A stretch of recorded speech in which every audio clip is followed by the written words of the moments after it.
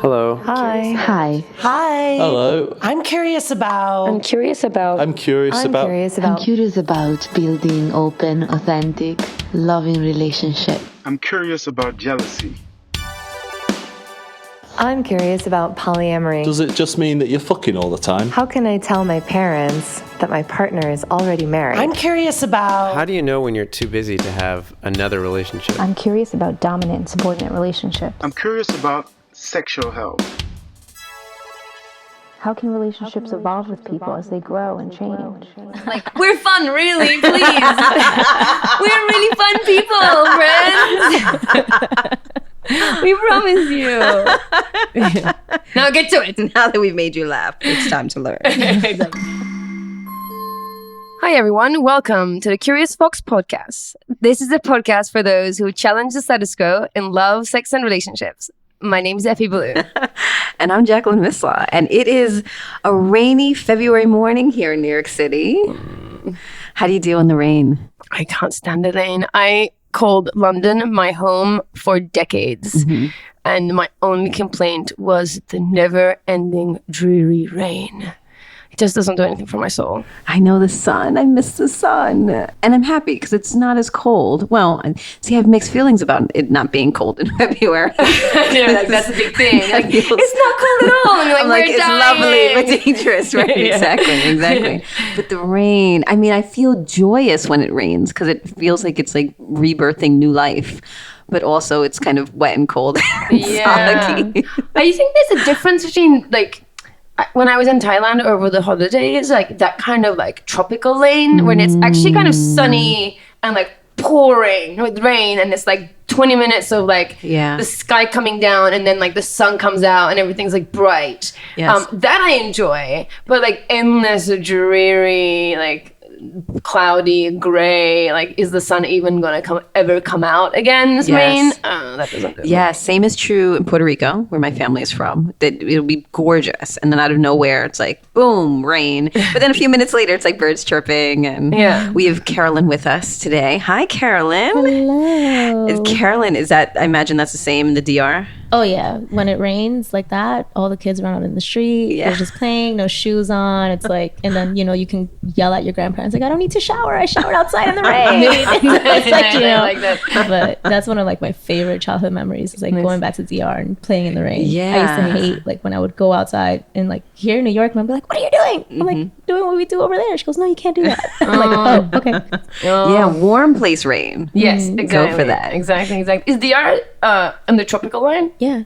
Okay, so it's like rainy season, dry season. Yeah. Nice. Yeah, that I can get behind that. Yeah, I lived in Panama for a year and it was the same. It was like months of rain and then months of sun. Like 20 minutes of rain, right? Not like no, it would be full days. Oh wow. It'd be like days of rain. Okay, that's a lot. Yeah. I don't know how to feel about that now. It's true. We were this morning. My wife and I were texting, and she was like, she's like, I don't know if people in Seattle do it. If you were listening to us from Seattle, tell us how you do it. Yeah, right. I imagine you just get warm and cozy somehow. It's like the Swedes and the North. You know? Yeah, exactly. Like all these folks who are in constant states of cold or darkness. Like you figure out other ways to create warmth and light. Yeah. I feel like cold I can deal with, though I don't like it. The light, though, I miss the light. Yeah. So no way to transition that. No, I mean, actually, I was gonna say, I was actually gonna say, that is something worth considering. Like your mood is definitely worth something considering when you are like gearing up for important conversations. Yes. And I think that's something that we're going to talk about today. And it really made me, because I had a whole session with a client yesterday and they were talking about, communication and some of the important conversations they want to have around non-monogamy. They were telling me that it was like, it would start and then it wouldn't end. And they just like, they found themselves in these like circular conversations and like just sucked and all consumed. And they're just like, how do we stop? Like, and how do we like break it up? How do you stop without feeling like, that people aren't being heard or things are like, there's no closure. And I was even, I was saying, well, let's think about how and when you start. Like let's check out the conditions, because this is not one conversation, like this is the multiple conversations that you're going to have. So let's think about like the conditions to start. And I think if you start well, the chances are you're gonna be able to end well. And I think one of the things to consider is definitely your mood. Yeah, you know? I think that's true. That's true. And honestly, having a third person, I think, having been in that like conversation that felt like it just went on for months and months, I think having someone else, because to your point, sometimes you're just not listening to the other person. So I mean, I remember having that exchange with my wife where she'd be like, you keep bringing it up. I'm like, because I still don't feel heard. And it's maddening on either end. It's like, I don't want to talk about this anymore either. But to your point, then you enter into it with this mood of like, it's going to be a fight. And then it becomes a fight. For sure. Yeah, no, exactly. And I think, it's the... one of the things I do say to people, communication is really, really important. And you do need to have these conversations. You also need to know when not to have the conversations. Yes. There needs to be like chunks that are not about relationship conversations, that just like celebrating the relationship, not like picking it apart or redesigning it. And, there needs to be time and a space for all these things. And I definitely noticed if people are considering opening up their relationship at the beginning of the process, they definitely overthink it and over communicate it. Yes. And that's what we're going to talk about today. Yes.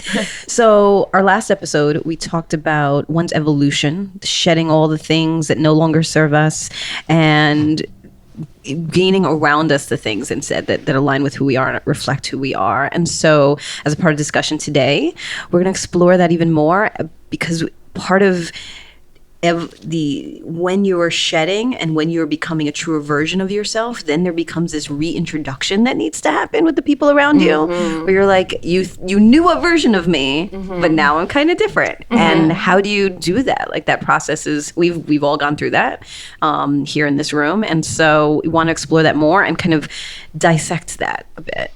Right, yeah. One of the way that we ended the last episode was go and tell. If you've been holding on to this for so long, go and let the person, let the person know. And and then we kind of walked away from the episode, and we were like, oh, we should just give people some tips on how to actually do that. Right, how to have the conversation. Yeah, exactly. How to have the conversation around wanting to open up your relationship, or anything else really, or like embracing your sexual expression. Right, you're kinky, or you have some sort of a fetish or something that you want to explore and you've been holding it back, or any kind of big conversation that has to do with your relationship dynamics or sex life. So we're probably going to focus more on the conversation around opening up. So that's when we say the conversation, we mean like, how do you approach your partner about opening up? And that's what Karolyn is gonna give us her story on how she handled it. But I think mostly everything that we're gonna say kind of goes towards any big conversation that that you need to have, and anything that you're holding back is, as Jackie also talks about, like all the things that we want to shed our skin and the new us, like whatever that is. This kind of goes, this discussion goes towards that too. Yeah. So, and if you are interested in hearing about the conversations that you have either with new potential dates or with family members or things like that, we did a live episode called Coming Out. Oh, yeah. And in the Coming Out episode, we talked about coming out as open or poly, and people shared, there was someone who shared that every time they go on a new date, essentially they have to re-come out and talk about that. Someone talked about talking to their parents. Another one talked about talking to, their ex-partner and their in-laws. And so if you are interested in all the other people that you have to come out to, check out the Coming Out episode. I think today we're going to do a deep dive into talking to your partner if you're interested in coming out. Yeah, exactly. And we have Karolyn with us. Yes.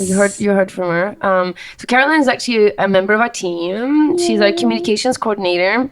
Fox in charge of communications. So when you're reading things and you're like, man, that's really well written and funny, and that's Karolyn. That's Karolyn.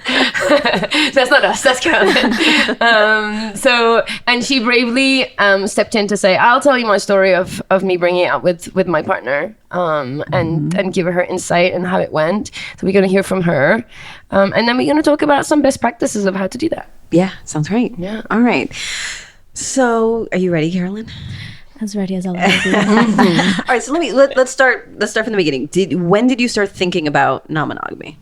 I want to say my third year of college.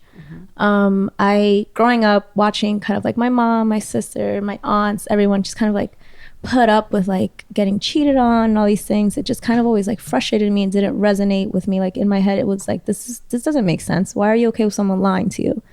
And then throughout my relationships in high school, I didn't have like a very serious relationship throughout high school, but I had boyfriends here or there. So for me, it was always like, my biggest thing was don't lie to me. Don't lie to me. Be open with me. If ever you feel like something's on your mind, just tell me. So it was never like an idea of, oh, don't cheat on me. It was if you feel something, tell me and we'll work through it. So just a friend of mine found a video by this sexologist. Her name is Shannon Boodram. And she's talking about opening up her relationship with her partner.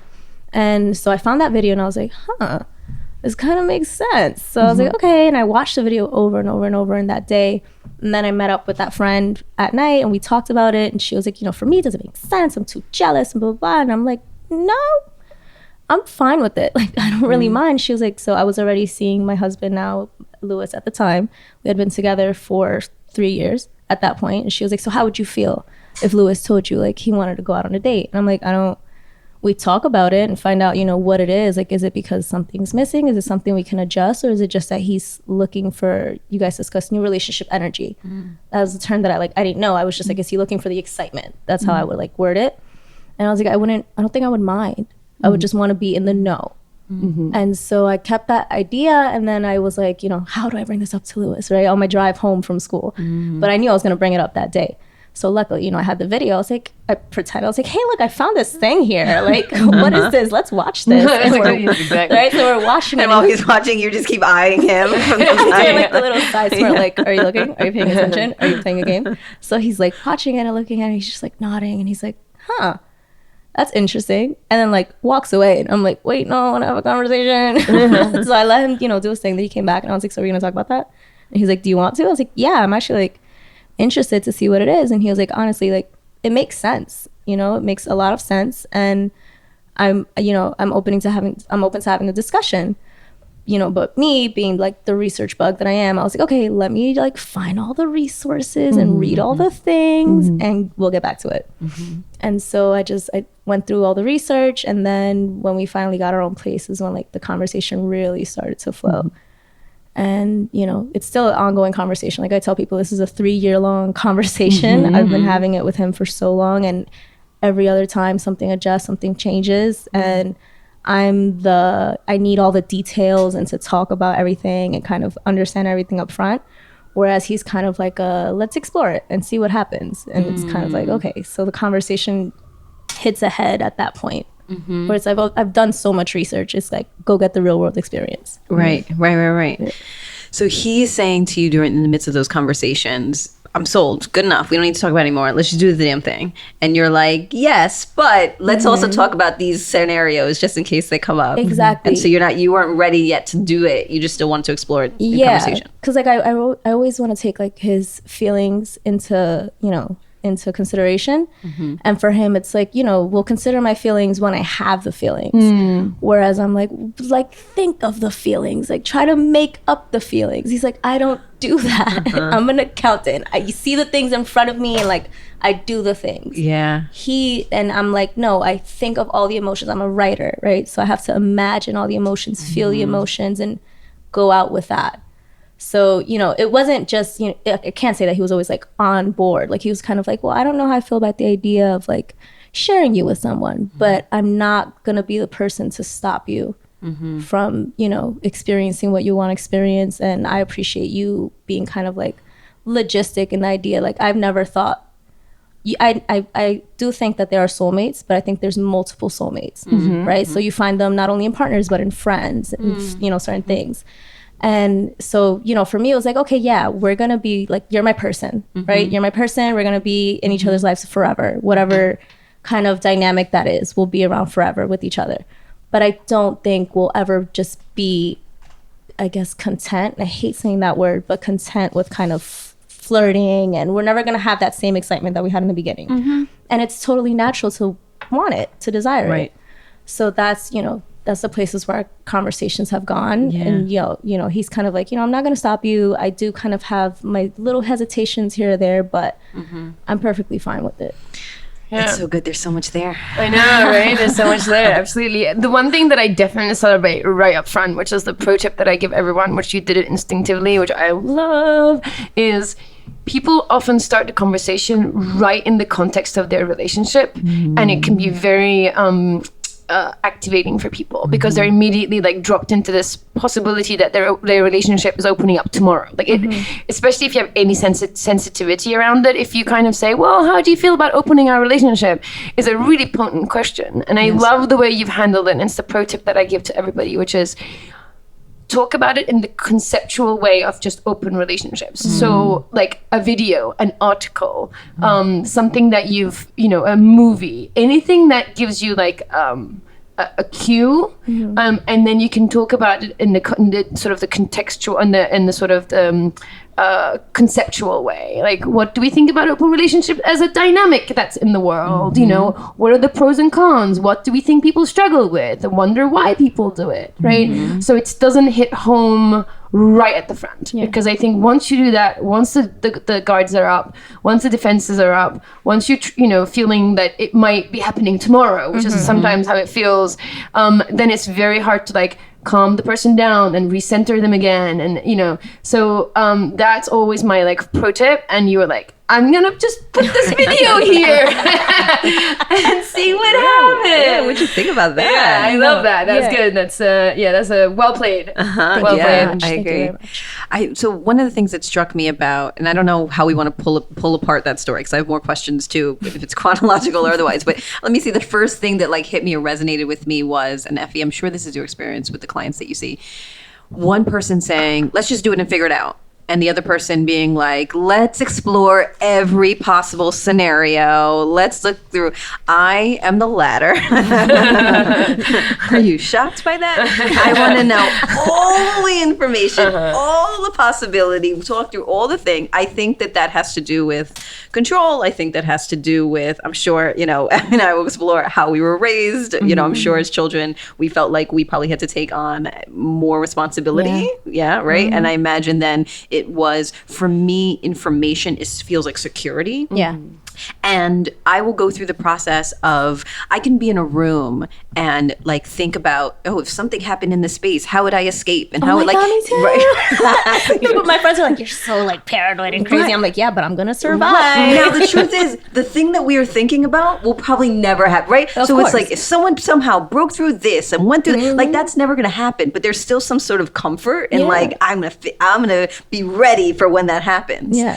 I think what I realized in my process of opening up the relationship was I was trying to plan for scenarios or solve problems that weren't happening, and in some cases never happened. And I wasn't in the I didn't have the emotional maturity or the expertise or the insight to try to solve a problem that didn't yet exist. But I imagine that's what it sounds like in the beginning. It's like there's this sense of, if we can talk about it now, we're going to avoid the thing later. Yeah. And in reality, I mean, conversation is really important, but when you feel a thing, you're going to feel a thing, whether or not you talked about it.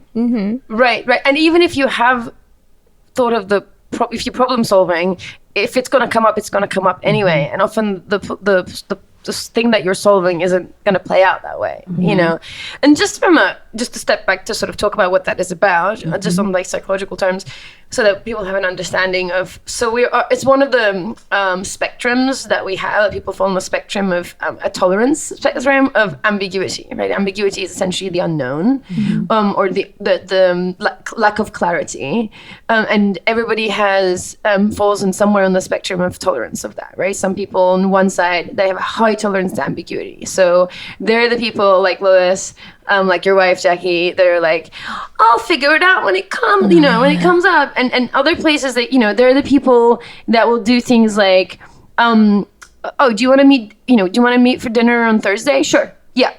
Without knowing what time, where. Literally, it's so frustrating. Karolyn had like a visual, her body like reacted to It that. happened yesterday. I'm like, hey, you want to go to the movies tonight? He goes, yeah.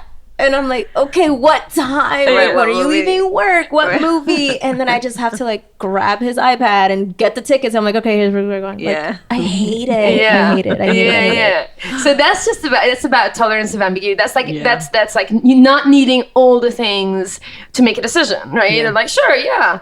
And the other end of that spectrum, which I'm feeling where you ladies hang out most of your time, is a very low tolerance to ambiguity, where like as much details, as much information, as much clarity upfront as possible. Yeah. And that can, those people we also those people, we sometimes call them controlling. Yeah. I like that you pose that like a question at the end as you look at us. Controlling. Or, at the same time, those people are detail oriented. Right, exactly. We're the So we operators. hire those people because they are detail oriented and they make good project managers. And so, how you do anything is how you do everything. And if you're somebody that's in a relationship having these discussions and you find yourself that you need all the details, you probably are like that the rest of your life. And that's okay. That's okay. It's just knowing that about you and finding that middle ground where some information is available and discussed and building the tolerance to ambiguity a little bit, because at one end, in the sort of the controlling end, control is an illusion. We know that, and you can prepare, and something entirely different can happen. So how much energy do you want to put into that, to the might happens, right? If you're on the other side of the spectrum, realize that your partner might need more information and might have, to feel safe and secure to go to the next step, and just to kind of have the patience to go through it and tap into your own feelings. And if you don't know, take a guess. This is what I say to clients as well. I don't know. That's okay. Just make a guess. Yeah. Chances are you're going to make a good guess. And I think, this actually circles back to what we were talking about earlier around mood. I think that your mood amplifies wherever you probably are. So I think that, for my wife, who shows up as more, has a much higher tolerance for ambiguity, when push comes to shove, she may actually be like, I don't want to know anything. Don't tell me any details at all. Where I'm the opposite. And so when we were in the process of opening up our relationship, we started off at open conceptually, but like practically, there were already some issues of emotional infidelity. I had just transitioned out of my job of 15 years and was starting my entrepreneurship career. And so I felt just destabilized. And then that just like triggered my need for safety, which triggered my need for information more than normal.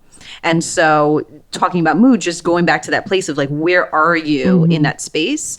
I think the same is true when I found out about the infidelity, the emotional infidelity, and I was asking lots of questions. I always ask lots of questions, but the intent was different. This time, and Esther Perel talks about this in terms of being like a kind of an investigator mode, and you're like disguising it. You're like, oh, how was work? How was it? What'd you do? Did you go to lunch with anybody, or like with who though? Like you're trying to like, oh, sounds great. And so it's still on the spectrum of wanting information. But in both places, the triggers or the intents were different based on what was happening for me. And I think I have a much more, now that I'm in a healthier place, again, as an entrepreneur, as a businesswoman, so many things you need to have a stronger sense of tolerance for ambiguity and for risk. And I feel that more in my body now. I still want lots of information, but not in the same way when I was feeling triggered or scared. Or, For sure. Yeah, I think there's definitely a distinction between a genuine curiosity and investigator mode. Yeah. For sure.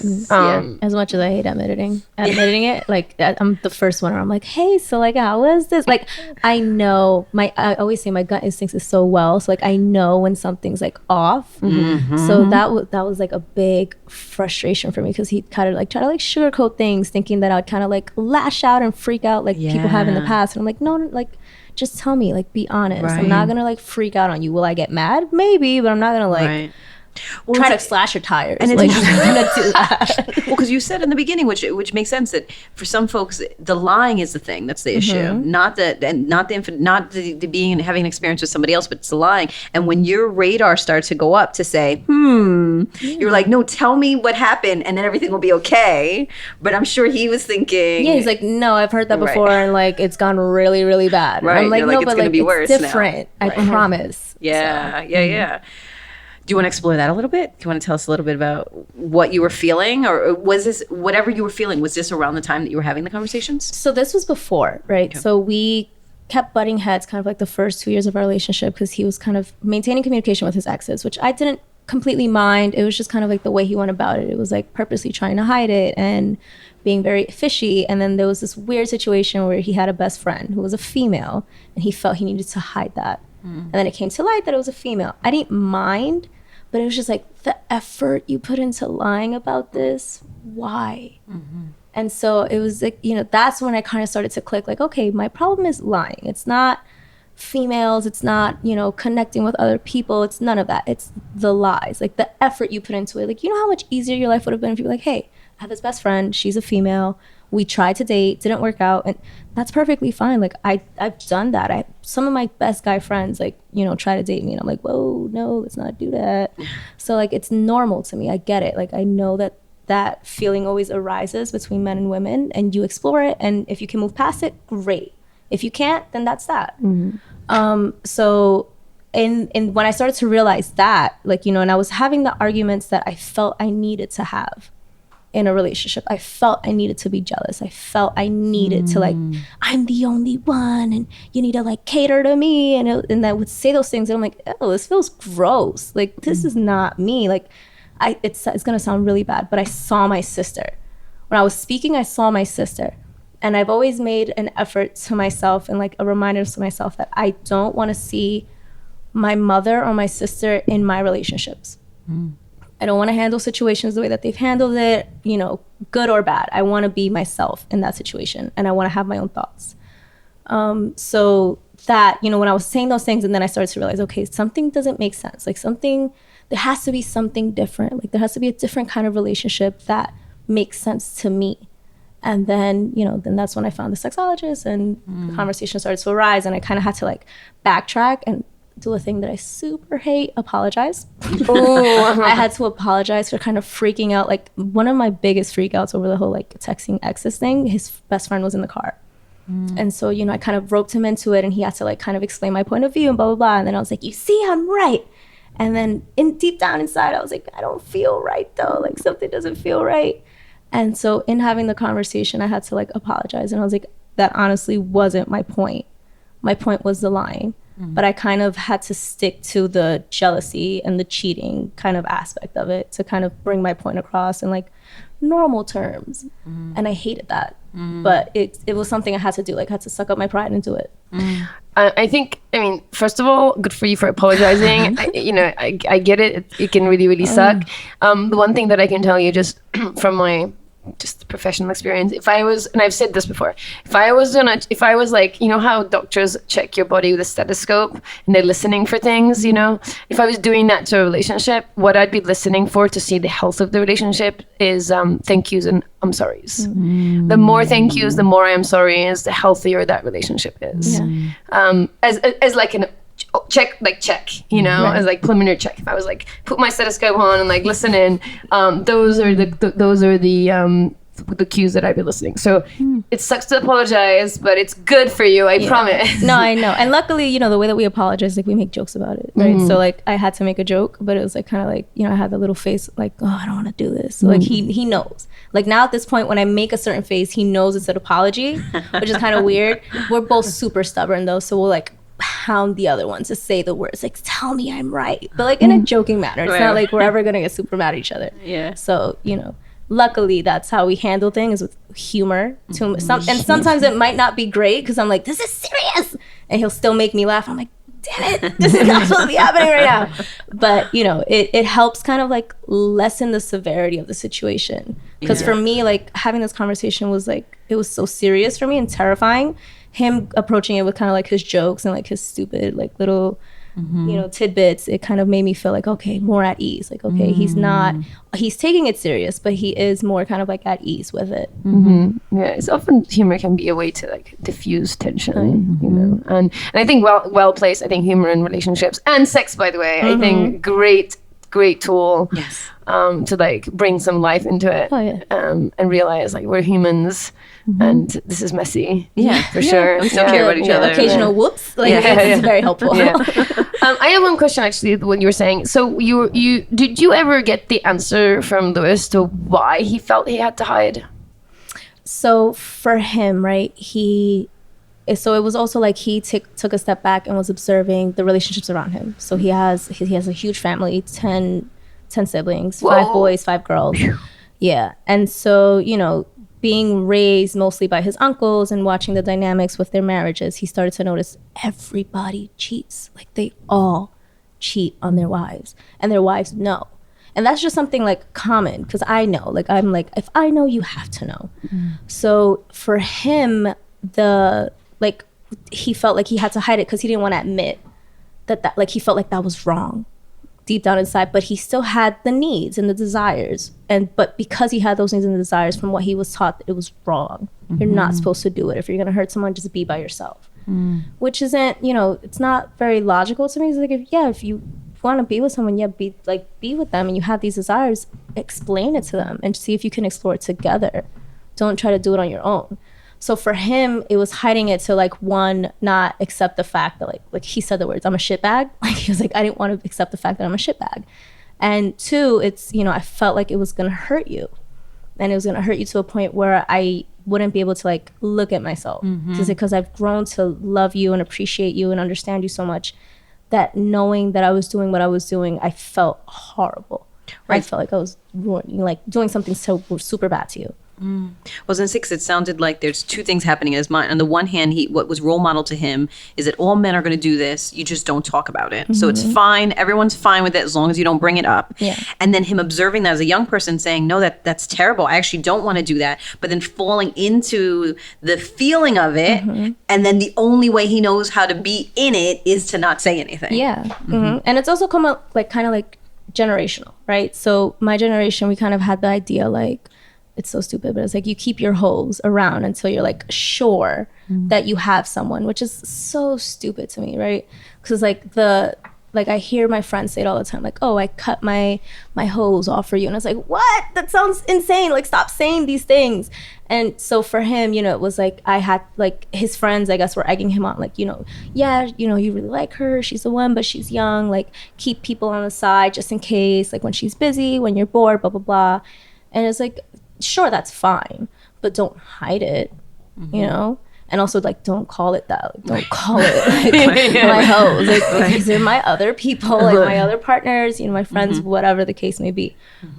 So that also kind of settled in for him. He was okay, so now, and then that's when right before he decided he wanted to propose and stuff, he's explained the process to me. He was he decided he doesn't want to have anyone else around. He was ready for it to just be me and all those things. And I was just kind of whoa, no, that's never been us. So why kind of pick that up now? So and it also kind of complicated the conversation, because in his mind he's well, but wait, I put it in my mind that this is it, no more. And I was no. Marriage is fidelity. Yeah. And I was no. I was we get sick of each other when we spend a week at home. When we're off on break and we're both at home together, it's get away from me. We need the missing, and we're perfectly fine with that. But I was you really think we're gonna spend the rest of our lives just talking, you and me? And I was we don't even flirt with each other anymore. We do, we give each other compliments and we remind each other you're so handsome, you're so beautiful, you look good, you're losing weight, blah blah blah. But it doesn't feel the same. It doesn't feel the same as a stranger coming up to you and be hey, your beard is so nice, how do you grow it? That boosts his mood so much, and I know it. Yeah. So it's and I don't get mad at it. I'm yeah, good for you. right. So I had to remind him that I was no, that doesn't, even if we get married, now we know okay, in our mind we're staying with each other technically forever. That's the idea. We did it for taxes. I just want to put that out there. We got married for taxes. That's what marriage is great for, taxes and immigration. Exactly. And for me, I was whatever. I just want to go say yes to the dress. I never planned the wedding. I just wanted to go try on dresses at Kleinfeld. So I got that. That was my trade-off. The party, the wedding itself for both of us was kind of meh. We're here, whatever. But yeah, so I just had to remind him, now we're kind of saying forever, we're stuck here. Not stuck, I hate saying stuck, but we're here forever. And so I had to remind him, I was like, that doesn't change our dynamics beforehand. Like everything remains the same. We're still gonna be us. We're still gonna, you know, joke around the way that we do. We're still gonna have fun. We're still gonna explore things. Our relationship is gonna change. Like it's natural. Just because there's rings on our fingers and I have your last name doesn't change anything. Yeah. And I want to so we'll also just address that we're going to be together forever thing. Yeah. Which is, there's nothing wrong with it, actually. I'm not against it. I think it only becomes like, oh, we should talk about that, is when it gets in the way of today. Yeah. If you're sort of saying, I'm going to be forever, we're going to be together forever, and then it becomes inevitable thing, it's like we're gonna make sure we're gonna stay together rather than we're just gonna assume that we're gonna stay together and forever, and that sometimes in that we're gonna be here together sometimes gets in the way of like the quality of the today. Yeah. And I think that's when it becomes like like, do we really want to say that? You know, right? Because one then potentially impacts intention or doing things. You're saying that if it's assumed, then I have to try less because of course you're going to be there tomorrow, as opposed to like we have to actively work on this. Right. And also we're going to stay together forever, but what is it going to look like? Right. You know, Right. like we can be under the Fair. same roof forever, sure, but like what is the quality of that relationship going to look like? How do you want it to look like? What do we want to create in it? So sometimes we get stuck in this idea of like the time that is forever, but that's not always a measure of success, right? So okay, let's be together forever. But are we happy? Right, and what is it going to look like? You know, what kind of work do we have to do to get there? And what does it look like today? You know, and it's, you know, one day at a time, as they say. And then all those one days will add up to forever. I think sometimes when we say that, it comes from this idea of the fairy tales, the rom-coms that, you know, fill our noise, fill the noise around us, that tell us you seek high and low, you overcome obstacles, you find the one, you live happily ever after. Right, the credits roll at that point. Exactly. Find the one. Exactly. Nobody tells you how, nobody tells you like what did it look like, you know. And I think that's, so I'm not that against this beautiful romantic idea of forever, as long as it doesn't get in the way of today and it doesn't distract from the fact that it's gonna take effort and energy and focus and dedication to be together forever. Yeah, and that was one of the things that really like struck me about him. Like very early on within our first year, he mentioned, he was like, I feel like a lot of couples fail because they stop working. So they stop, you know, trying to woo the other one. They stop, you know, trying to romance the other person and listen to the other person. Like they just decide, okay, I know who you are and this is how it's always going to be. Like they don't think like, okay, things are going to shift. And you're going to have to work to get on the same page again if you're not already. And that to me, I was like, whoa, he's like so mature, like 17-year-old freshman in college. Like, I'm like, wow. But it really like, when he said that, I was like, that makes perfect sense. For sure. Yeah. And so, you know, that when we say like forever, I mean, like, you know, I always tell him, I'm like, if we break up, we'll be like Ross and Rachel, like in each other's lives all the time. Like it's just, we're never going to be able to just break that bond completely. And I think that that's a beautiful perspective to have, to say we will always maintain, we believe we're always going to have a relationship. What that looks like, what the construct of that is, what I don't know, but you are going to be so important to me likely for the rest of my life. I think that's a different message than we're going to be like this forever. Yeah, absolutely. And exactly, what is it going to look like? You know, you can be connected to people, just what is it going to look like, you know? I'm interested in exploring, so, you know, a lot of what I'm curious about in the world is like all of the internal noise that gets in the way of our perception of things and what we can make happen. And so I'm interested because I think a lot of folks, or potentially, and I feel you do this work, so you'll give me more of a sense, that some of the noise that gets in the way of people is like, this is not possible. Like you are only supposed to be with one person. But for both of you guys, you both had the experience of seeing multiple people with multiple people. What was the challenge in there was not, I've never seen before someone with someone else. It's, I've never seen it happen in a healthy way. I've never seen it happen without lies. I've never seen it happen with discussion. I've never seen it happen. And so you were walking into it differently, where you could imagine a world where someone was with more than one person, but you couldn't imagine what that looked like potentially in a healthy dynamic. Yeah. So talk to me about that. What was some of the noise or the stories or beliefs that you had in your head around all of this? So for me, it was always like, I always questioned why. Like why, you know, I always wondered what were the conversations that, you know, my aunts or his uncles had behind closed doors. Like where were the agreements, right? And as we got older and, you know, things, you know, the chisme, we call it, the rumors, they came around, and it was like, oh, well, you know, she told him that, okay, so here's a like really extreme scenario. She found out her husband was cheating. She took his credit card, all his credit cards, maxed them out completely, like at Louis Vuitton, got herself all of the things she ever wanted, and then gave him back all the bills, maxed out, and was like, you need to go get right with God. That was, yeah. So that was like how that worked for them, right? And I was like, that's nuts. I was like, what? I was like, are you kidding me? Like, I was like, if I put myself, like, I'm gonna call and say, all of this is fraud. All of these charges are fraud. Why is that okay? So, but that was the deal. You get your side, women. I get my stuff. Exactly. So in my head, I'm like, is that like the agreements that you guys have? Like, that doesn't seem healthy. It doesn't seem productive. Like, what about your kids? Like, your kids are gonna start to pick up that things are kind of like off, and you know, so that, you know, that noise of like, okay, you have to like come to an agreement, and then it'll be okay. It's a discretion. Nobody knows about it. And for me, I was like, no. Right. So then when I started bringing up the conversation around our friends, as I haven't had the conversation with any family members yet, because there's a lot going on, whole other story. But with friends, like I remember telling one of our mutual friends' girlfriend, you know, the situation. She was like, oh, well, you need therapy. And I was like, what? She was like, yeah, you have to be like crazy to think that that's okay. And I'm like, you think it's okay to follow your boyfriend everywhere he goes? Like to places where like just crazy things, like places where like when she was pregnant, places a pregnant woman, you know, it's not the best place for her to be, but just because she wouldn't leave his side, she was there. So I was like, you'd rather have that level of distrust other than trust that, you know, you guys have set boundaries and understandings and he's going to go out there and honor that. So, you know, it's all of that. Like, there's no way that that's possible. You can't, you know, is this, and it's also, we're getting super in detail, but I lost my virginity to Lewis. So everyone's like, is this because you've never had sex with anyone else? And I'm like, no.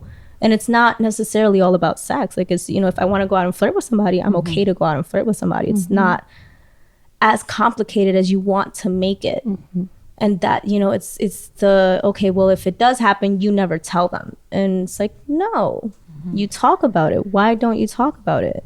It sounds like for you, it's about integrity. Yeah. That it's not about sex, but it's about integrity. Yeah. It's like the thing that's coming up, like even from the beginning, when Jackie asked you, like, why, you know, why the first thing that you said was, I just don't want, like, I grew up around cheating. I don't want that in my life, you know? And, you know, when the initial discussions you were having with Lewis, it was like, stop lying to me. You know, it just feels like to me that it is about integrity, and it's about having your options open so that there's space for integrity. It doesn't sound to me that it doesn't necessarily sound to me that it's about doing the thing, but more about having all these doors open so that if somebody needs to go through them or like check what's behind the door, that there's open communication and the possibilities are all, it's when I say allowed, I mean that in a like in general, and not like you're allowing him, but like it's allowed, like I can do this, you know, within the construct of our relationship. That's something that's possible. Right. And that it's not necessarily about sex. It's not necessarily about dating. It's not necessarily about doing the thing that you agree to do, but that it is spoken. And then it's also been like, I've gotten so why don't you guys just do hall passes? And I'm like, why? Why do I have to assign you a time, a date, even a person that you can do something with? No, you're human. Like, you're allowed to go out and make different kinds of connections whenever you so please. It's just how you go about it. You know, don't bring drama around it. Don't lie about it. Just be upfront about it. Be honest, be open, be available to take in that new energy. Like, that's okay.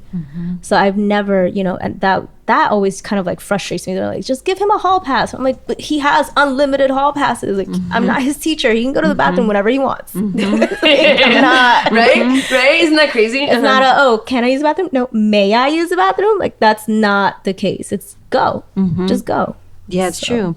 It's interesting when people also talk about relationships and you know, folks who are struggling with jealousy. We had an event the other night, and there was a woman who came, and she was talking about that the biggest struggle for her would be overcoming her jealousy, because there is something about, there is a strong tie between loyalty and fidelity and wanting to make sure that person is going to be faithful, and that means that they really love you.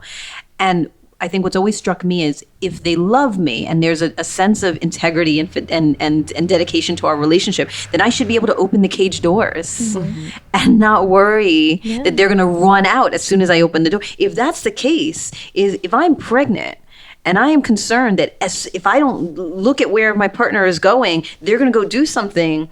Then what am I holding on? Like, what level of love or trust or what am I trying to hold on to? And so certainly non-monogamy is not for everyone. And so I'm not saying, well, if you really trust someone, let them do whatever they want. And, this idea of caging people in order to, as a reflection of how much you love them and they love you, I think really, first of all, pushes people out in many cases. And also, is that an illustration of love when you have to hold them down? Yeah, I would actually add to that whether you're caging the other person or you're caging yourself. Yeah. Both are true. That is in an effort to cage the other person, because you can't really unless you literally put them in a cage. I think you're caging yourself. If you're pregnant and you're following your partner around where not necessarily good for you or your baby, that's not really caging your partner. That's caging yourself. That's if you feel like they can never be out of sight and they can you have to know exactly where they're at all times. That's a lot of pressure, like mental bandwidth dedicated to somebody else's life.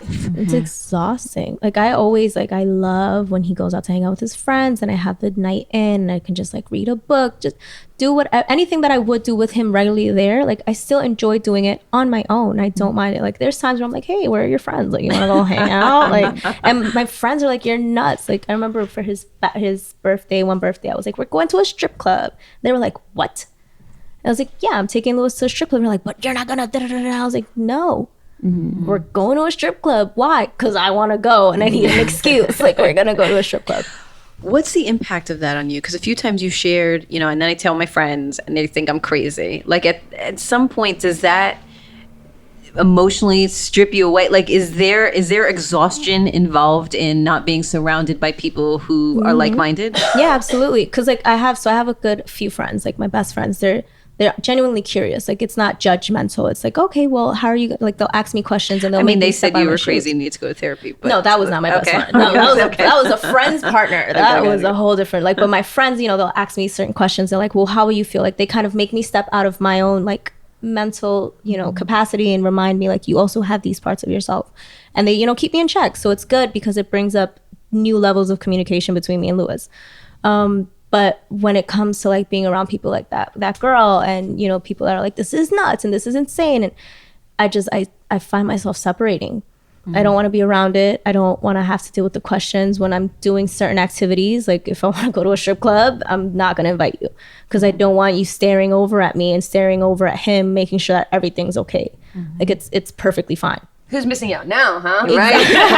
Right. So, it is exhausting, but I know it's like, okay, I have to disconnect. Yeah. I've had enough. I think what strikes me about your conversation, for us today was about having the conversation. And really it's like having all the conversations. Because it was like the conversation with the video. And then he's like, that sounds good. And just like walked away. Yeah. And then, so each time that there were many conversations and there continue to be, sounds like, are you bringing it up? And if so, what does that look and sound like each time you bring it up? So it's me bringing it up, whether I found a new article, I found a new video, I found a new thing. And found a new job. Yeah, right? I found a new job. I come home every day, like every day we have a different conversation. He's like, write about it in your blog. Yeah. And I'm like, yeah. So he reminds me like to stay on my toes with that. But then it's like, I find a new video. And then it kind of like, he got kind of exhausted a few months back. I showed him another video and he was like, again, he's like, like we've talked about it. Like, I think we're at the point now where we're ready to just kind of go out and get the experience. Yeah. And I'm like, yeah, but no, this video brings up like new points. Like, what if you feel? But he goes, no. Yeah. I don't mind talking about it. But I guess I got to a point where it was too frequent. Like it was like every week. And he was kind of like, we're having the same discussion. And I'm not gonna, like, my opinions aren't gonna change. Like, this is where I'm at. And I had to become okay with that. Because I was like expecting him to have the emotions and like the precursors and all the different crazy ideas that I had, and he's not like that. So I have to constantly remind myself. So is that what kept triggering the conversations? Is he's not showing up worried enough? Yeah. Well, for me, right? Because I'm expecting him to be like, well, if this happens, like I even got to the point where I was asking him like, okay, so if I do end up having intercourse with someone, what are the boundaries? And he's like, what? I'm not going to be there. I'm not going to coach you. I'm not going to stop you. Like that's not where we're going. And he was like, you would want the answers. And I know you're not going to, like, I've told him, I was like, I'm not going to limit you to anything, but do you have limits? And he's like, why would I limit that? I'm not going to be in the room. I'm not going to be in the situation. So I think it was just I was bringing it up way too often, and he just kind of got tired. You know, I was like, okay. Is there a piece of you, and I am asking from a place of experience, that is like confused as to why he is not jealous about it? Like the idea of you being with someone else, he's like, do whatever. And you're like, you're not even mad at a little bit though. Not even a little. So he is, right? He's a very minimally jealous person. Like the first time I saw Lewis show jealousy was like my senior year of college, where some guy kind of like took my number down. We were having a group project, and he just used it as a ruse to like ask me out on a date. And just me being, you know, mindless, we talk about everything. We're in Target, and I get the text message. He's like, you know, I'd like to respectfully ask you out on a date. And I'm like, oh my God, babe, look, this is like the most respectful thing someone's ever said to me. And he's kind of just like looks at me. He goes, why would you show me that? And I was like, oh, I'm sorry. And he was like, no, I mean, like, I'm glad you told me, but it's like, why is he asking you out on a date? Who is this guy? And I was like, oh, he's like a partner. We have like a group project to finish. He's like, so you're gonna like see him every week, and like you guys are gonna work after school, blah blah blah. And I was like, are you jealous? And he was like, not really, but it's kind of like, you know, why is he talking to my girl like this? And I was like, oh, okay. But it was just so minimal, so subtle. So like I have to remind myself that he does have that jealousy. So I don't have to worry about it. He just doesn't show it the way that I do. And I have to constantly remind myself, Lewis doesn't show his emotions the way that I do. And that's okay. I'm just so used to everyone kind of just being like in my face with it and like telling me their problems, where he's kind of just like, I'm going to simmer in them for a little bit and then come to you once my thoughts are collected. That understanding is like 80% of my clients that I'm trying to get into that place. Like, it's your partner isn't you. They process things differently. You need to understand their process and meet them where they're at, and vice versa. By the way, you know, and I think it's just seeing your partner as a separate individual with their own process, and going back to, we've actually talked about how like what the work like the work that you have to do to be together forever, right? And one of the most important and the hardest thing to do is to clear the cache, which is what, you know, I talk a lot about, which is to really see your partner as they are today, and not a version of themselves that you've cached when you first met them, or like in those like the first like 6 months when everything is like puppy dogs and rainbows, or what you thought they were like, and you just go back to that cached version of them, and this is the same reason why somebody comes home with a new haircut and the other person doesn't see it. It's not that they don't care, it's because they're referring back to a cached version of that person and not seeing them as somebody that evolves and changes and grows, you know, has fluctuations and their own process, and that's one of the hardest things, just to be able to clear that cache, to see the person as they are today, and again the next day, and again the next day, and there might not be changes like in 2-3 days, but the changes will accumulate over time, and you have to clear that cache every day. And give yourself permission to also change, because when you're holding someone to a version of themselves from several years ago, you're doing that to yourself as well. Absolutely. And you don't want to change, or you don't want to grow, or you don't want to say that you're interested in something new, because that's not what they know of me. Right, absolutely. And I think, you know, when I hear you speak, Karolyn, I like what I'm hearing is you're like, yep, this is my partner, they have their own thing, and you know, they'll just figure it out, and when they do, I'm going to be here. I mean, I appreciate you sharing it with a sense of humor, but it is, you know, we're socialized to connect jealousy and love. And so when you say, I'm going to go out tonight, and they're like, great, have fun. You're like, that's it. Like, on the one hand, I'm sure there's like, because I've experienced this of like, thank you, like that's great. And the other hand, you're like, that's it though? Really? Not even a little? Not even a little like bit? the times when he won't be like, well, who are you going with? Like, I'll be like, oh, I'm going to dinner. He won't say like, who? I'm like, you don't want to know? You don't care? Like, why aren't you asking me? Yeah, it's hard to get over that. Like, it's going to take time and practice for all of us. No, and I think we're also like super lucky where we're in the place where like, we encourage each other's like evolution and change. Like whenever like I'll notice that he's doing a certain thing differently over and over, I'm like, oh, is this a new Lewis? And then we joke around. He's like, yeah. And so we like celebrate it. So it's fun for us. And we always are on top. Like I always think it's so funny how he notices when I style my hair different. And it's also like he's kind of realized like, oh, my hair just like dries different every single time. So he'll come home and he'll be like, you air dried today? Did you diffuse today? Did you put the gel in before the cream? And I'm like, what are you talking about? I don't even know these things. And he's like, it looks different. I'm like, oh, thanks. Like, That's thank sweet. you. good. So Yeah, your hair is a great way to clear cache because it is different every time. It's beautiful. It is. It's beautiful. No, I look forward to it now. What is it gonna do? Because I have curly hair, but you have really curly hair, so it's different every time. So when you shared that the reason why you kept initiating the conversation was a sense of fear around the fact that he didn't seem concerned enough. That if and so what translate that for me? Walk down that path. If he is not concerned enough, then right. So my fear was like he's not concerned enough beforehand. When I go out and do it, it's when everything's just gonna rush him, and it's gonna be like I can't handle this, and I'm gonna go. Got it. And that's like, and I know he's not that person, but just like past experiences like have taught me like, you know what, this is probably gonna happen. So like brace yourself. And so that fear just always lingers for me. So I fear that like I'm gonna go out there, I'm gonna go on a date, and I'm not gonna, he kind of has like the idea of like don't ask, don't tell within certain boundaries. And, I'm not gonna say anything. And then he's just gonna kind of like have the intuition, ask me, we're gonna have the conversation. He's gonna be like, yeah, I can't do this. I'm out. And that's my fear. And I know it's not going to be that way. I was going to say, do you have precedent to illustrate that? Because it seems like, how long have you been together? 7 years. 7 years. Congratulations. Yeah. So for 7 years, it sounds like you've been able to talk through it, laugh through it, discuss. So, but yet there's this fear that somehow uncharacteristically he's going to show up and say, I'm out. Done. Yeah. And I don't know what, I think maybe it's like, seeing like what's happened in the past with like my mom and my sisters where like they'll come to like a head with their partners and their partners like no, I'm not doing this. I have to remind myself that I'm not doing like whatever is happening is not as dramatic as like the changes that have led to my my mother's partners leaving. I have to remind myself like that's not me. And you're opening in a good place. You guys are in a thriving, healthy place. Yeah. So it's not, the opening is not a remedy to a problem. Yeah. So I think that'll make a difference. Oh yeah, of course. Also, I think in that belief, that story that you're sort of holding on to, it goes from 0 to 60, right? It goes from everything is fine, and then you're going on a date with somebody, and Elise is having a meltdown, internal meltdown. There isn't the stages of like you starting to date and having that conversation with them. How does it feel, Louis? Now I'm actually, I have someone in my radar now. It feels, blah, blah, blah, blah. Okay, great. So, it's somebody that I'm want to have maybe a date with. How does that feel, Louis? Okay, let's see how, let's check in afterwards. I want to, a night date.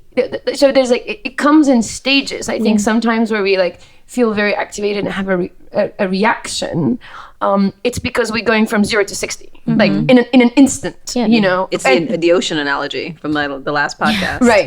Of like the difference between skipping into the ocean together and feeling out the water and jumping the waves. One day you wake up and you're in the middle of the ocean. You just feel like you're drowning. Yeah. Which does happen, unfortunately.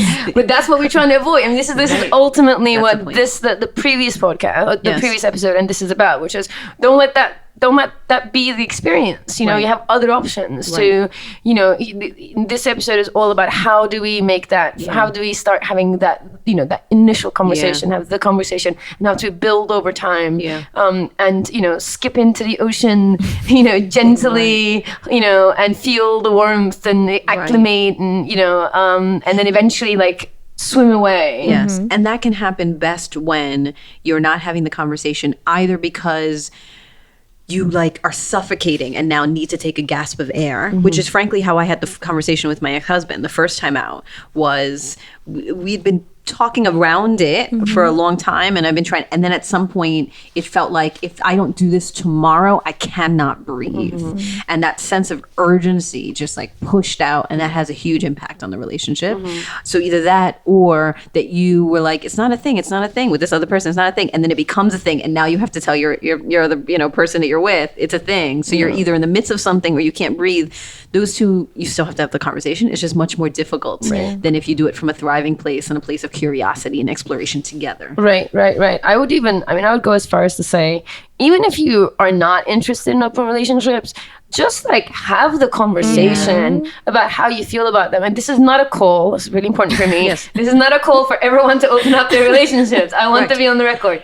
It is just a call for allowing all the conversations room in the relationship. 100% true. The majority of my relationships in my adult life have been monogamous.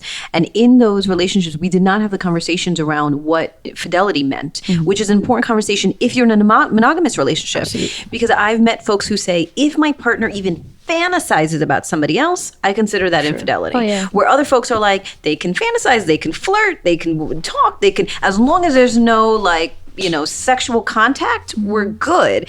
And you should know who you're with, because if there's you can't think about the person on one hand partnered with someone who's like, I'm good as long as there's no penetration. Like that's, that's a conversation to be had. And that's within the construct of monogamy. So either way, it's worth a dialogue. Absolutely. What does it mean to be, what does fidelity mean?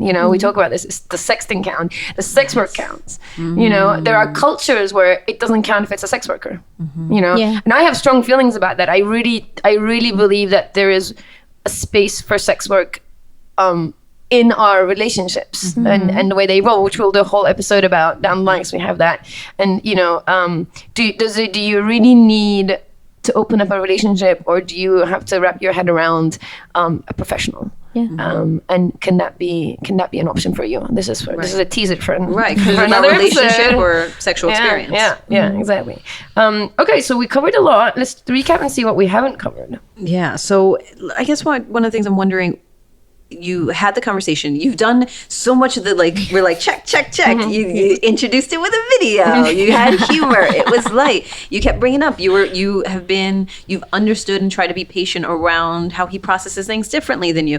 Have there been surprises for you in this process, either surprised at how you've shown up? It sounds like there's some surprises around how he has shown up and that you wanted him to show up more emotional or more concerned, or has anything surprised you about you? How much I've been trying to hold back, because usually I just kind of dive head first into stuff. I'm like, all right, I got all the resources, I'm just gonna go. But lately I'm like, ooh, I don't know if I'm there to really, because I brought the conversation, right? I did everything. It was my kind of idea, and so I brought it up and I did it.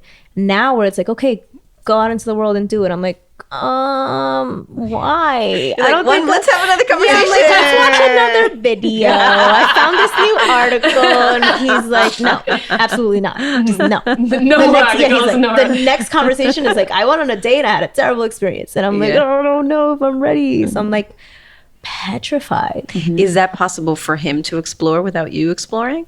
Oh yeah, of course. Okay. And it's at a point where right now he told me, he's I have no interest. I have too much going on. I don't have, we always make the joke we're too lazy for polyamory. We can't maintain everything else around us. So I get it. So he's right now I don't have the interest and I don't have the time.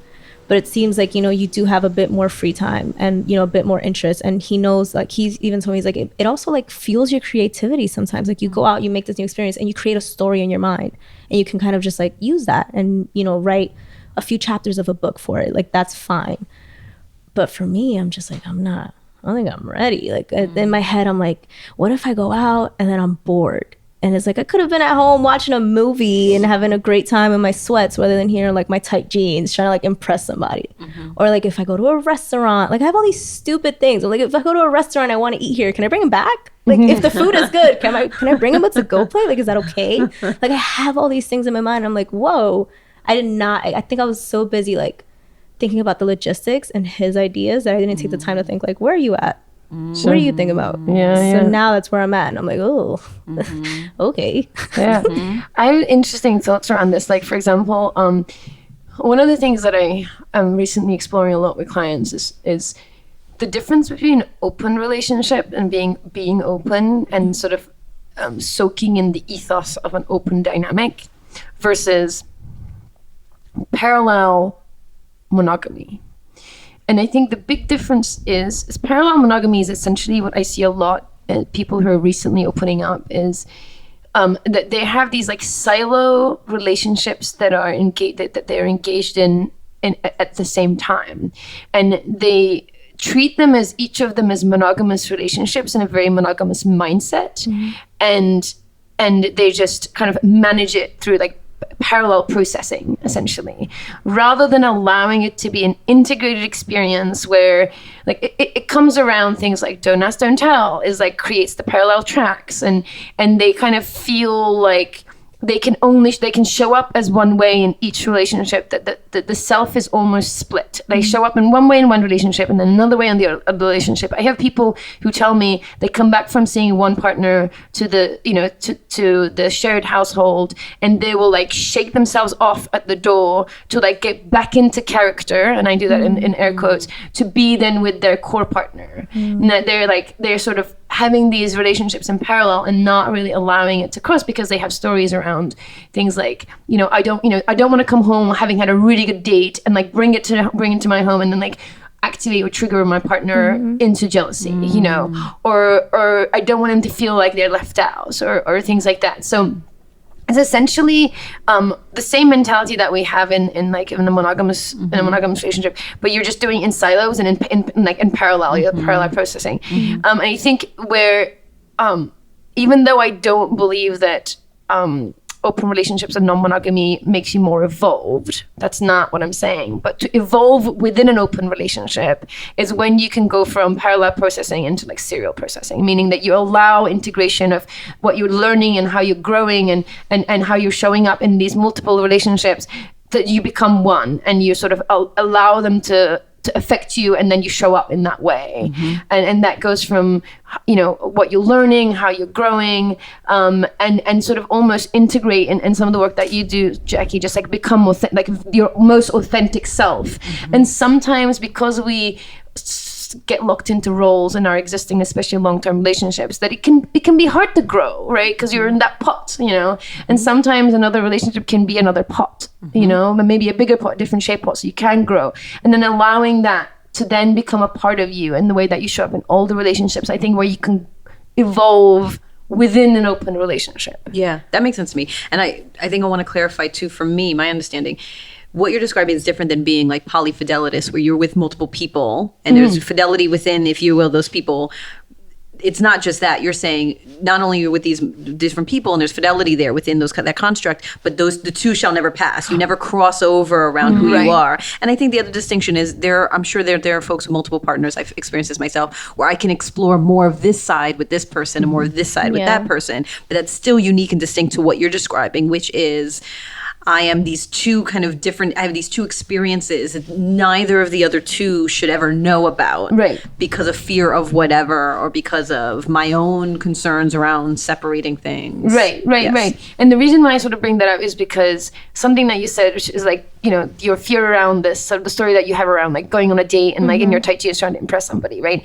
There's also a version where you're like, I already have my partner. I don't need to impress anyone. Right. Yeah. I can go with sweatpants. Yeah. Just like show up. Exactly. Show up as like, this is who I am. Like, I know myself. Yes. I have somebody that in this one relationship, I'm just going to I'm not in the business of impressing anyone, So I can just, and that's what I mean about like letting the choices that you've made really, like internalized, right? Because this idea of like having to go into a date and impress somebody it is somewhat a monogamous idea. Yeah. But you can, the other version of that is that you're just like, I'm showing up in my sweatpants and our date is gonna be a jog around the park. Right, exactly. We're gonna go to the movies and have nachos. Yeah, and that's perfectly, like I also have to remind myself that, because like I found myself in the situation where people like, they're also still monogamous, but they're like open to the idea, and then they'll say silly things to me like, oh, like I'll be like, hey, how are you doing? How's your day? And they're like, oh, I'm good. Here working, making money for us. And I'm like, whoa, no, hold on, stop. No, I don't need that. Like, one, I make my own money. Two, why are you making money for us? There's no us. I just met you. So it's like, this is so weird. So, and it's like going back to like that whole idea of like evolution and like the difference and like separation. It's like there's such a lack of like the resources and the stories, which is why like I think this is so important, why I'm here. Hello.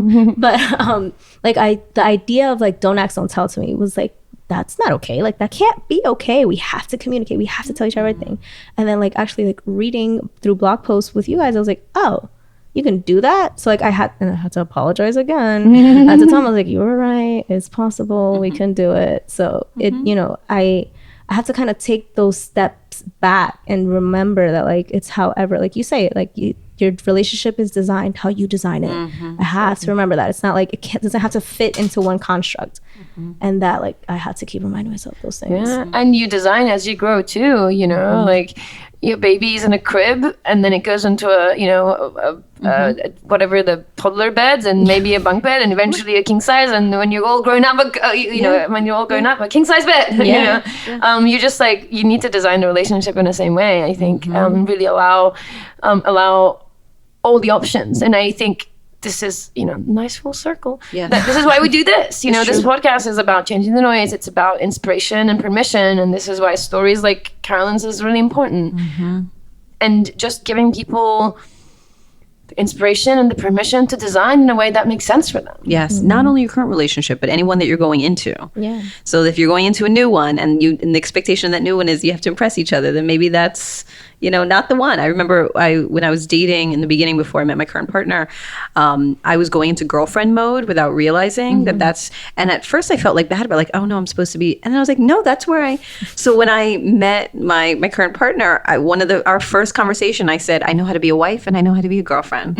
I'm real comfortable in both. So like if that's what you're looking for, let's keep talking. Like but you're looking for casual, that's just not, I realized at that point that was just not me. And she was like, yeah, all right, let's do that. And like a year later, we're good. And but sharing that out, that anything is possible for all of our experiences. Let's carry that forward into all our experiences. Yeah. I mean, the fun thing, like if you never wear heels in your life and you only just pull them out for your dates, you might want to think about that, right? If you're a sneakers girl and you have date heels, I don't know. Yeah, I canceled a date last week. Because like I was going out with friends after, like that was like my hard stop in case it went wrong. But I'm like, I don't want to wear heels. I want to wear sneakers. So I was like, hey, I'm not really feeling tonight, so let's just reschedule. And I'm like, wait, why can't I just go in sneakers to meet up with this person? Like it's fine. So I have to just remind myself that I don't have to go all like zhuzhed up and like this person that I rarely ever am.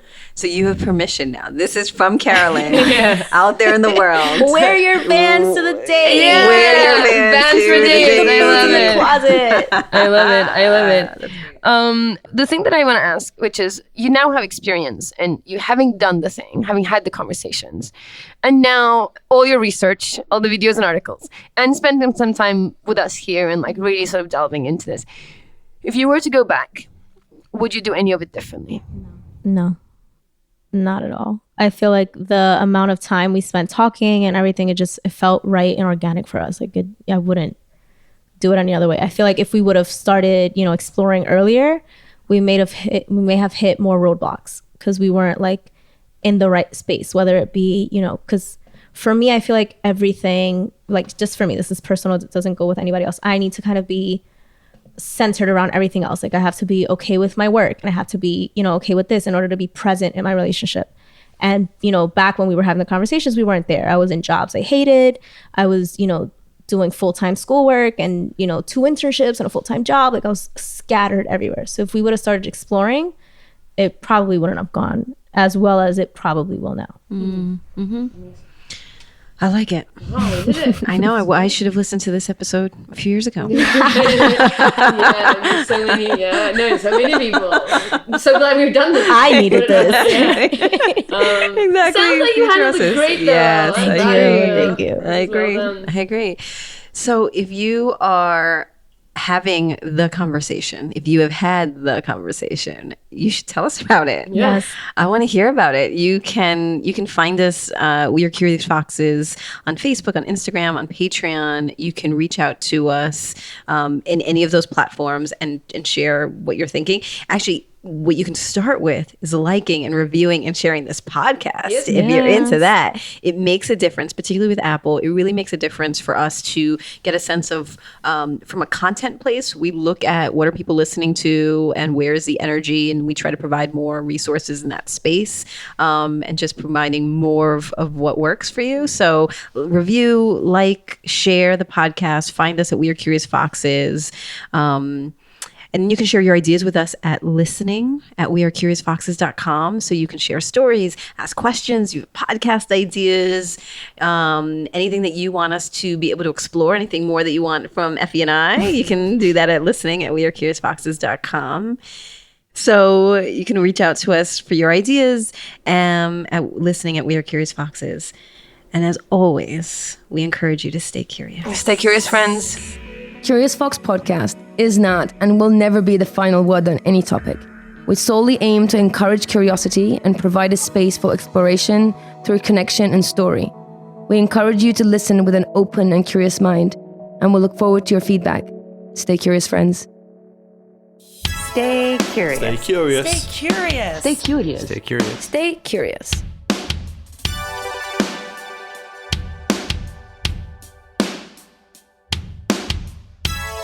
Stay curious.